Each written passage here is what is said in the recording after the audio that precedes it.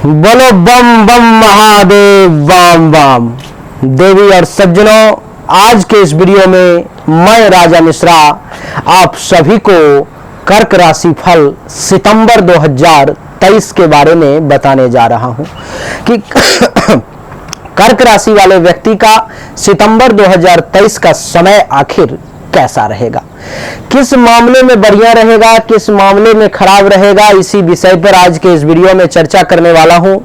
देवी और सज्जनों, इस समय में, इस महीने में जो ग्रहों की स्थिति बन रही है वो ये है कि कर्क राशि में ही शुक्र देव विराजमान है, सिंह राशि में आपको सूर्य और बुध देव हैं, और फिर कन्या राशि में यानी कि आपके कुंडली के तीसरे भाव में सूर्य और मंगल देवता हैं। देवी और सज्जनों, इन सब का क्या परिणाम होगा उसको बताने वाला हूं।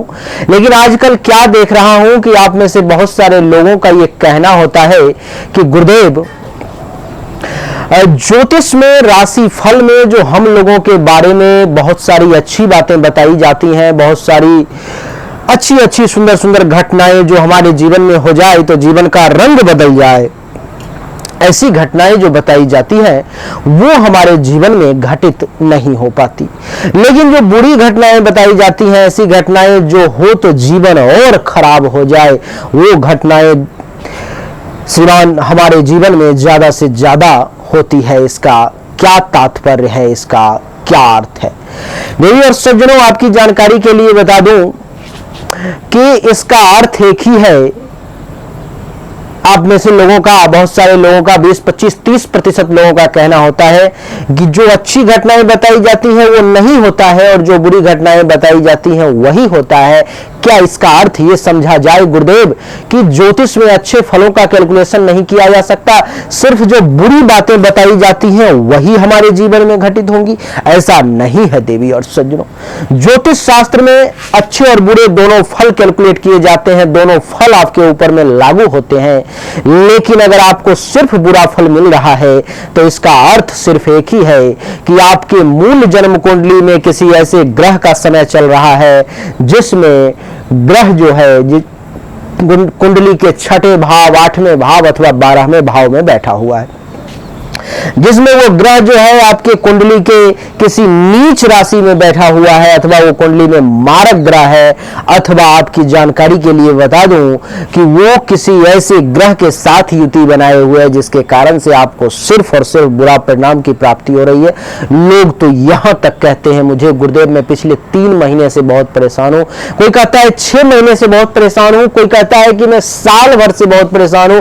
कुछ लोग तो यहां तक कहते हैं देवी और सज्जनों कि हमारी जीवन ही संघर्ष में निकल गई गुरुदेव, हम अब जीवन में आगे क्या करेंगे ऐसा हमें भी नहीं जानकारी।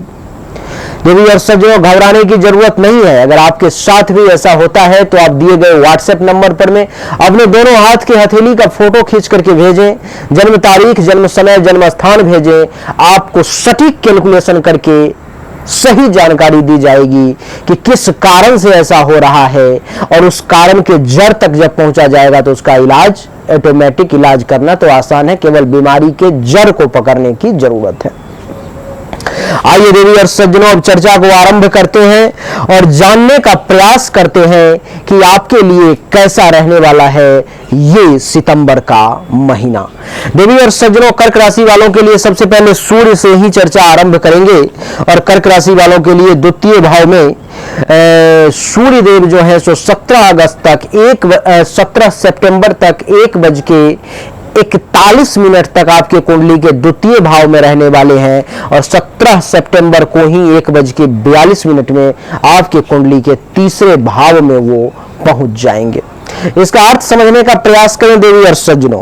महर्षि कहते हैं कि सूर्य के द्वितीय भाव में आने के कारण आप मुख रोगी हो सकते हैं। मुख से संबंधित परेशानी, मुख से संबंधित बीमारी, मुख से संबंधित, चाहे वो दांत का दर्द हो, चाहे वो जीभ का आना हो, चाहे वो किसी भी प्रकार की बीमारी हो मुख से संबंधित, मुख से दुर्गंध आना हो, गैस बनना हो, क्योंकि जब गैस बनती है पेट में, खाना जब पचता नहीं, सड़ता है पेट में, तो मुख महकना शुरू हो जाता है।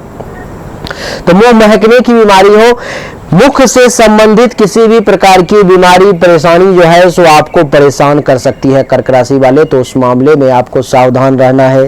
महर्षि कहते हैं कि द्वितीय भाव में सूर्य के बैठने के कारण जो लोग पिता बनना चाह रहे थे, ऐसे लोग जो माता बनना चाह रहे थे, यानी कि माता पिता बनने की जिनको इच्छा थी, उन लोगों के लिए ये बड़ा उचित समय है जो है उनके लिए ये समय माता पिता बनने का है। हो सकता है आपको कोई ऐसी खबर हाथ लग जाए जिसके कारण से आप बहुत प्रसन्न हो जाएं। खबर जैसे कि ये मिल जाए कि आपकी पत्नी ने गर्भ धारण कर लिया है, अथवा खबर जैसे कि आपको ये लग जाए कि आपके घर में बच्चे का जन्म होने वाला है, अथवा इसी महीने में कोई डिलीवरी हो जाए।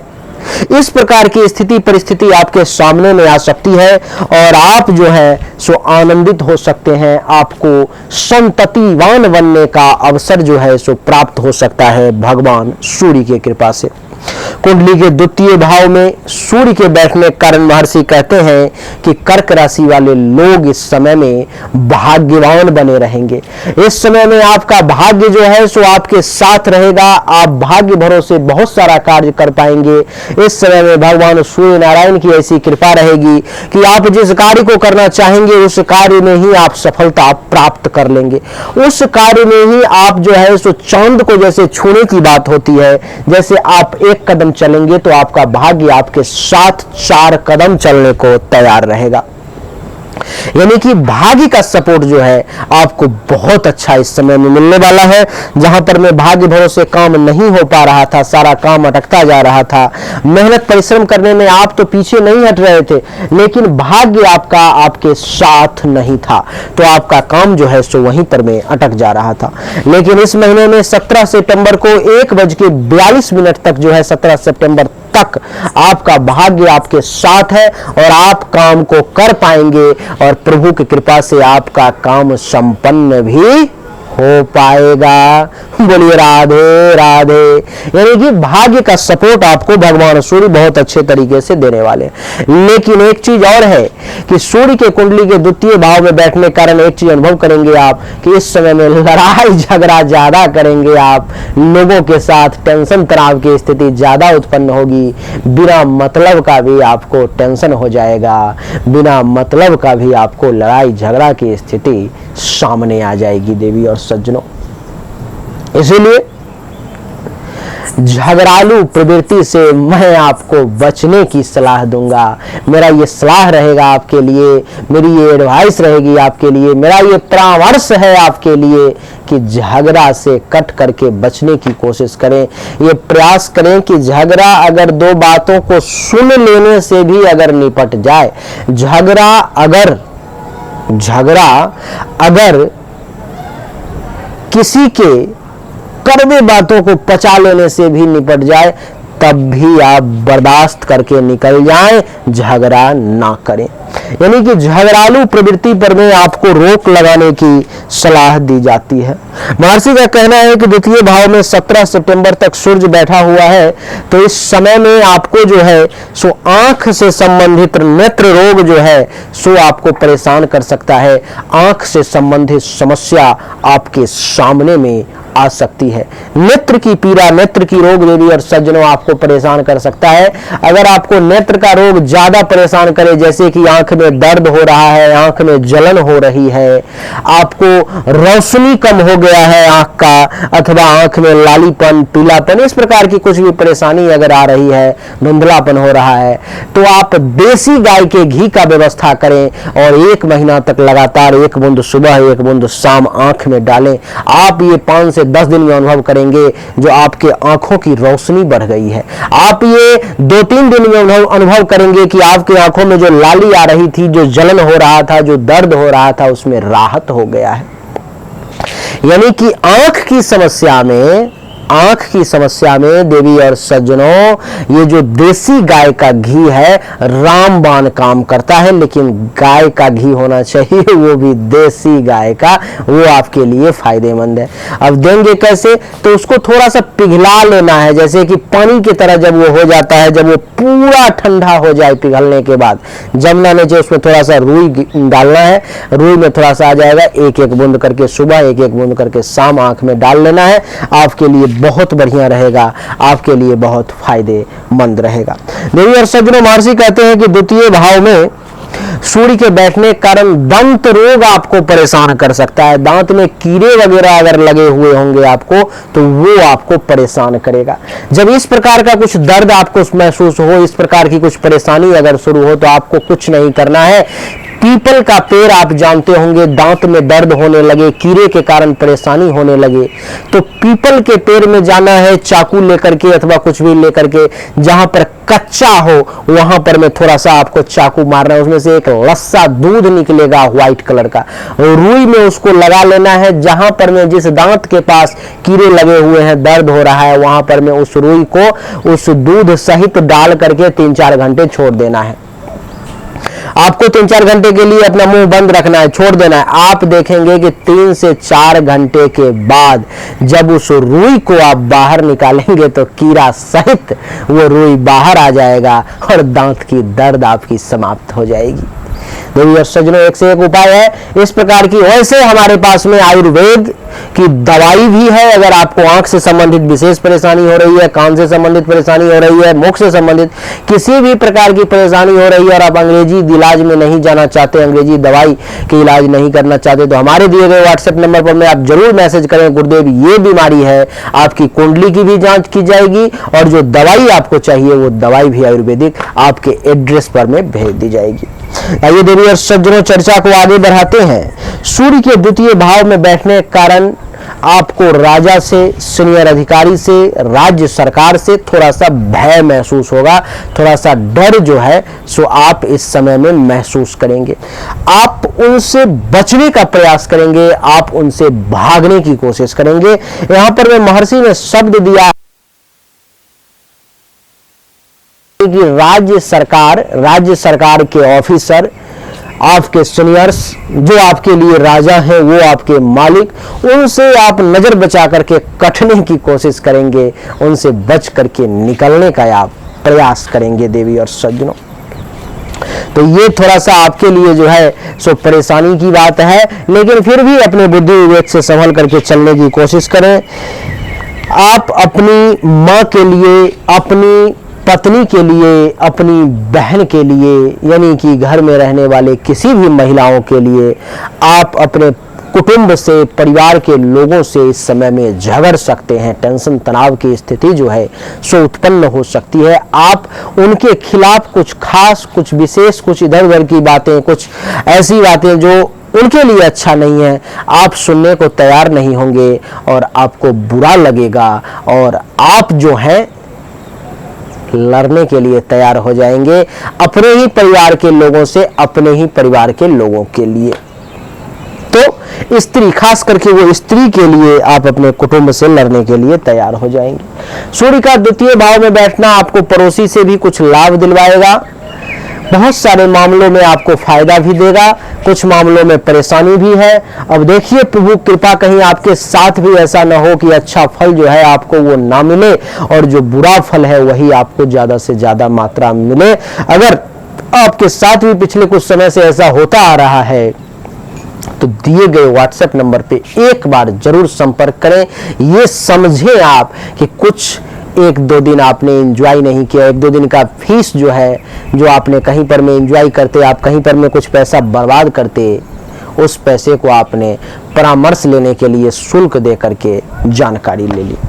देवी और सज्जनों, सूर्य 17 सितंबर को 1:42 में आपके कुंडली के तीसरे भाव में प्रवेश कर जाएंगे।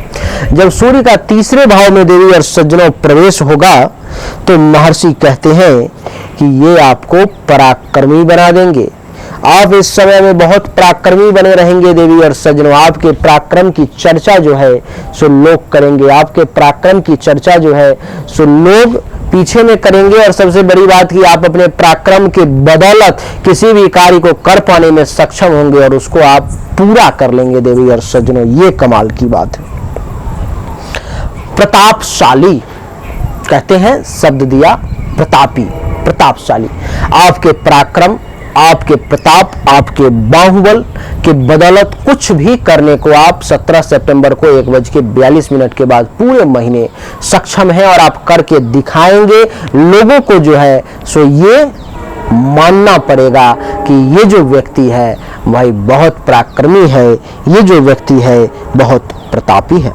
देवी और सज्जनों, 17 सितंबर के बाद राजाओं के दरबार में, सीनियर अधिकारी के पास, आपके मालिक के पास, ऐसे सभी लोग जो आपसे बड़े हैं वो सब आपको प्रतिष्ठा देने के लिए मजबूर हो जाएंगे। उनको प्रतिष्ठा देना पड़ेगा। आप उनके लिए एक प्रतिष्ठित व्यक्ति के तौर पर में देवी और सज्जनों सामने निकल करके आएंगे। उनको ये मानना पड़ेगा कि ये जो व्यक्ति है ये भी कोई साधारण व्यक्ति नहीं, ये भी मान सम्मान प्रतिष्ठा प्राप्त करने वाला व्यक्ति है देवी और सज्जनों। इतना ही नहीं, इस समय में जो कवि वर्ग के लोग हैं, जो राइटर हैं, जिनको बढ़िया लिखने की इच्छा है, जो बढ़िया लिखते हैं, उनके लिए भी कमाल का ये समय है। राइटर वर्ग के लोगों को भी खूब लिखने में मजा आएगा। कवि वर्ग के लोग जो हैं सो कविता एक से बढ़ के एक करेंगे।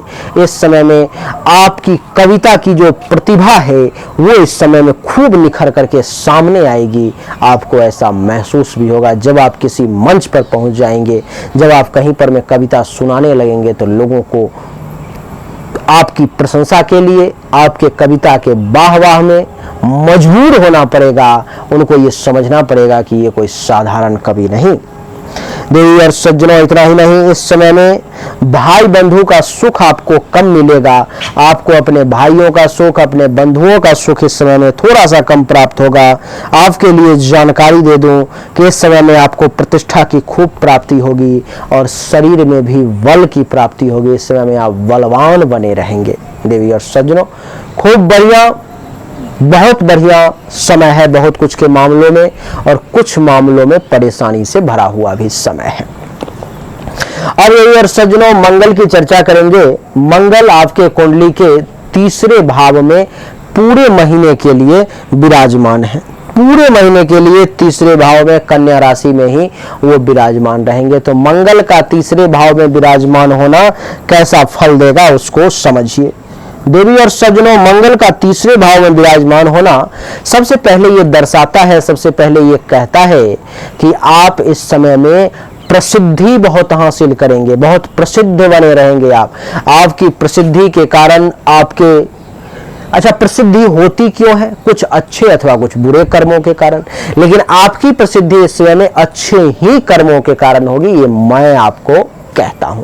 तो आप इस समय बहुत पॉपुलर, बहुत प्रसिद्ध हो जाएंगे देवी और सज्जनों। इतना ही नहीं, इस समय में मंगल के तीसरे भाव में बैठने के कारण आप सूरवीर कहलाएंगे। वीरता में भी कमी कहीं से कुछ नहीं रहेगी। बहुत ही तेजस्वी, बहुत ही वीर, बहुत ही पराक्रमी जो है सो आप इस समय में बने रहेंगे। देवी और सज्जनों, आपकी जानकारी के लिए बता दूं कि इस समय में आप धैर्यवान बने रहेंगे। आपको धैर्य जो है सो बहुत मजबूत रहेगा। आपका धैर्य इस समय में अपने धैर्य के बदौलत, अपने पैसेंस लेवल के बदौलत, किस कहते हैं कि सब्र का फल मीठा होता है। जिस व्यक्ति के पास में सब्र होता है, जिस व्यक्ति के पास में धैर्य होता है, उसको मीठे फल की प्राप्ति जो है सो अवश्य होती है देवी और सज्जनों।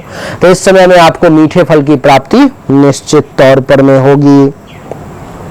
महर्षि कहते हैं कि इतना ही नहीं, धैर्यवान ही सिर्फ नहीं, इस समय में आप साहसी भी बने रहेंगे। बहुत साहस रहेगा आपके अंदर, आप बहुत साहसी बने रहेंगे। आपके अंदर जो है सो साहस की कमी महसूस नहीं होगी। आपके अंदर जो है सो इस समय में ऐसे ऐसे काम को करने की क्षमता जागृत हो जाएगी जिसको करने में आप पहले डरते थे, आपको लगता था कि ये काम कैसे हो पाएगा। तो साहसी कहलाएंगे, सर्वगुण संपन्न भी कहलाएंगे। इस समय में आपके पास गुण की भी कमी नहीं होगी, बहुत सारे गुण आपके अंदर आएंगे। लेकिन भाई का सुख आपको इस समय में भी नहीं मिलेगा, बलवान अपने आप को महसूस करेंगे, पाचन तंत्र ठीक रहेगा और भाई से कुछ कष्ट की प्राप्ति हो सकती है और कुछ कटु शब्द का प्रयोग करके आप अपने लिए बाधाएं, परेशानी उत्पन्न कर सकते हैं।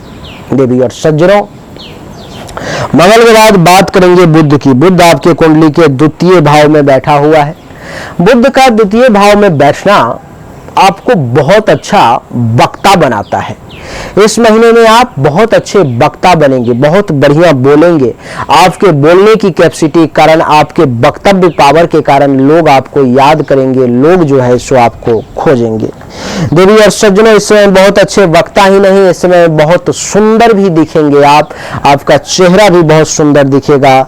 सुखी इस समय में अपने आप को आप अनुभव करेंगे, गुणी अनुभव करेंगे। इस समय में आपके अंदर बहुत सारा गुण जो है सो प्राप्त होगा। मीठा खाना इस समय में आपको ज्यादा पसंद होगा, मिष्टान भोजी बनेंगे। जो लोग दलाली का काम करते हैं, एजेंट हैं, कमीशन का काम करते हैं अथवा वकालत का काम करते हैं, उनका काम धंधा इस समय में बहुत बढ़िया चलेगा। देवी और सज्जनों, इस समय में आप कम खर्च करेंगे, इस समय में संग्रह ज्यादा करेंगे, जमा ज्यादा करेंगे। इस समय में अच्छे अच्छे कर्म बहुत करेंगे और बुध भी आपको साहसी बनाता है, बहुत साहसी बने रहेंगे। बुध के बाद देवी और सज्जनों चर्चा करेंगे शुक्र की। शुक्र आपके कुंडली के प्रथम भाव में ही बैठा हुआ है और पूरे महीने प्रथम भाव में ही रहेंगे। प्रथम भाव में शुक्र के बैठने के कारण ये आपको दीर्घायु बनाता है, जिंदगी को थोड़ा और लंबा कर देता है। इसमें में जीवन पर में अगर कोई संकट, कोई परेशानी भी आने वाला होगा तो शुक्र उस परेशानी को टालने की कोशिश करेगा, टाल देगा। देवी और सज्जनों, इतना ही नहीं, शुक्र आपके शरीर को बहुत सुंदर बनाएगा, आपको सुंदर देही जो है सो शुक्र बनाएगा। आपको शुक्र ऐश्वर्यवान बनाएगा, धन दौलत की कमी नहीं महसूस होने देगा। शुक्र आपको सुखी बनाएगा, भौतिक सुख, शारीरिक सुख, आत्मिक सुख, सब कुछ आपको शुक्र जो है सो प्रदान करवाएगा। मधुर भाषी बनाएगा, बहुत मीठे बोल आपको शुक्र प्रदान करेगा, जिसके कारण से जो आपका दुश्मन है वो भी, क्योंकि ये जो बोली है देवी और सज्जनों बहुत ही महत्वपूर्ण है, वो भी आपका दोस्त बन जाएगा। मधुर भाषा के कारण प्रवासी बना सकता है, आपको अपने गांव से, शहर से दूर ले जा सकता है, कहीं दूसरे जगह भेज सकता है। ये शुक्र आपको विद्वान बनाएगा, आपके पास में विद्या की कमी नहीं रहेगी। ये शुक्र आपको भोग विलास करने की तरफ आपको खींचेगा। ये शुक्र आपको काम वासना में लिप्त करवा सकता है। ये शुक्र आपको राजा से बहुत ज्यादा मान सम्मान, इज्जत, प्रतिष्ठा जो है सो दिलवा सकता है। देवी और सज्जनों, शुक्र का रिजल्ट भी आपके लिए बहुत अच्छा है। तो उम्मीद करता हूं कि आपको हर एक बात बहुत आसानी से समझ में आ गई होगी, आपको अच्छा लगा होगा। अगर आपको अच्छा लगा, सब कुछ समझ में आ गई, तो आप इस वीडियो को जरूर लाइक कर दें। लेकिन आपके साथ भी ऐसा होता है कि जो अच्छा परिणाम बताया जाता है वो आपको नहीं मिलता और जो बुरा परिणाम बताया जाता है वो आपको मिल जाता है। तो आप जरूर दिए गए व्हाट्सएप नंबर पर संपर्क करें, समस्या का समाधान ढूंढें और गोचर का भी बेहतरीन रिजल्ट लें और मूल जन्म कुंडली में जो परेशानी आ रही है उसको भी शांत करवाने का प्रयास करें। उम्मीद करता हूं कि आपको हमारा वीडियो पसंद आया होगा, अच्छा लगा होगा। पसंद आया, अच्छा लगा, इस वीडियो को लाइक करें, शेयर करें, चैनल को सब्सक्राइब करके इसके बेल आइकन के बटन को दबाएं। एक बार फिर से आप सभी का बहुत बहुत धन्यवाद। Thank you so much. जय हिंद, वंदे मातरम। बोलिए राधे राधे।